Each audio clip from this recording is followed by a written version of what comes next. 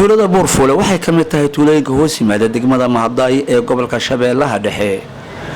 waxaana gudoomiyay fatahaada ka soo hormaday webiga Shabeelle maamulka degmada Mahadaay horkacay gudoomiyaha degmada iyo koox saxafiyiin ayaa hore u sii raacay dooni macmil ah oo dadka deegaanka gacmahooda ku sameysteen deetana biyaha ay ku dhex jiidayaan si ay ku galaan fatahaadaha halkaasi ku rogmaday saameynta dadka ku nololkaasi ay ku yeesheen qaybo kamid ah tuulada ayaa waxaa buux dhaafiyay fatahaadaha iyadoo dadka ku nool halkaasi intooda badan ay ka barakaceen dalagyada kala duwan ee ka soo go'ay lahaa beerahana ay agta marsiiyeen qaar kamid ah dadka ku noolaa tuuladaasi iyo gudoomiyaha tuulada Buurfuule Cabdullaahi Yuusuf Xuseen ayaa ka warbixiyay saameynta ay ku yeesheen fatahaadahaasi tuulada Buurfuule oo nu soo jeedaan cadow la yiraahdo biyo iyo qanaaco oo baladku uu dhamaanay oo gobolka Shabeellaha Dhexe oo waxaan ka cuseynahay madaxweynaha anaga meesha ku dhibaataysana u jeedo oo wax walba arki doono roobkii iyo webiga isqabtay 200 oo guri oo looga baxaya jirto hadda tuulada dhexdeeda welina hadda wax naga sii istaagi ma aha waxaan ka codsanaynaa waa arkaysiin wax ma aragtay idin tilmaamayno ma aha markaas wax markaas marqaati loo raadinayo indhaadu waxay hayaan waxa la yiri ilaalma ka dhan indhiina idin haayo qof kasto danaynayo qof dhibaataysan in wax u qabto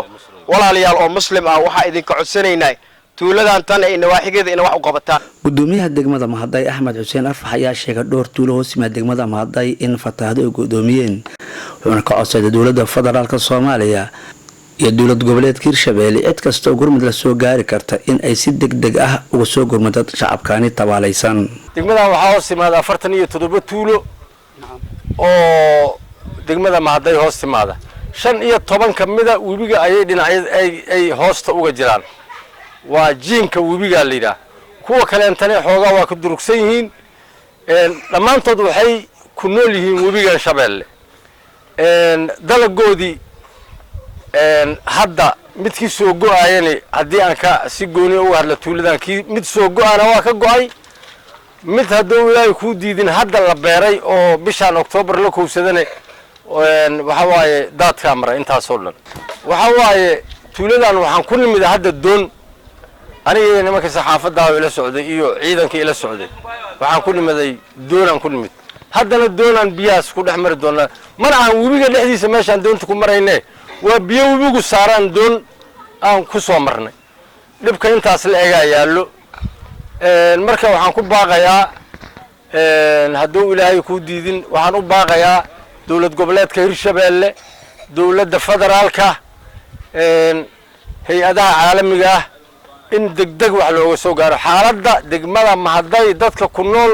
waa Siros Abubakar Maxamed Bacadle raadiyo TV qaranka Soomaaliyeed caasimada dawlad goboleedka Hirshabeelle magaalada Jowhar